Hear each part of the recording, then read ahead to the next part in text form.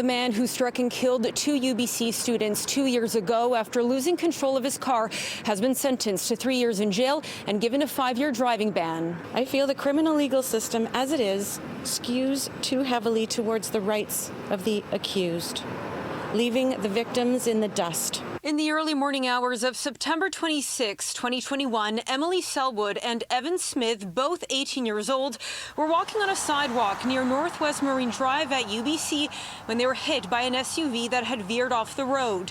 Both students, weeks into their first year at the school, died at the scene. Tim Gerner, who was 21 at the time, was charged last year with 2 counts each of impaired driving causing death, dangerous driving causing death, and impaired driving. Last month, he pled guilty to the charges of dangerous driving causing death. I'm upset that the charge of driving with a blood alcohol concentration over 0.08 causing death was dropped.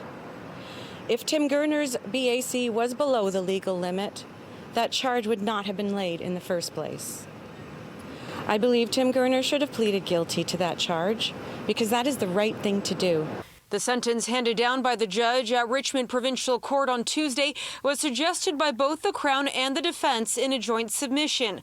During the sentencing hearing, the court heard that Gerner, an international student at the school, lost control while driving more than 100 kilometers an hour in a 40 zone and had drank alcohol at a party hours before. I think in general, people want to see individuals held accountable for the behavior that they've committed. So if someone has driven impaired and they have caused death, I think most people think that should be the appropriate charge. Now, Crown attorneys will plead down charges for a variety of reasons, and perhaps they didn't think they had the evidence to proceed with impaired. That can happen. During the sentencing hearing, Gerner told the court that his actions were avoidable and selfish, and that he'll reflect on his wrongdoing for the rest of his life.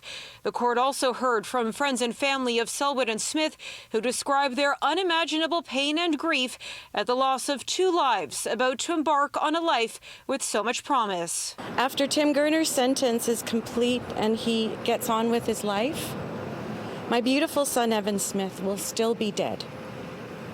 That is our life sentence. In Richmond, Monika Gul, City News.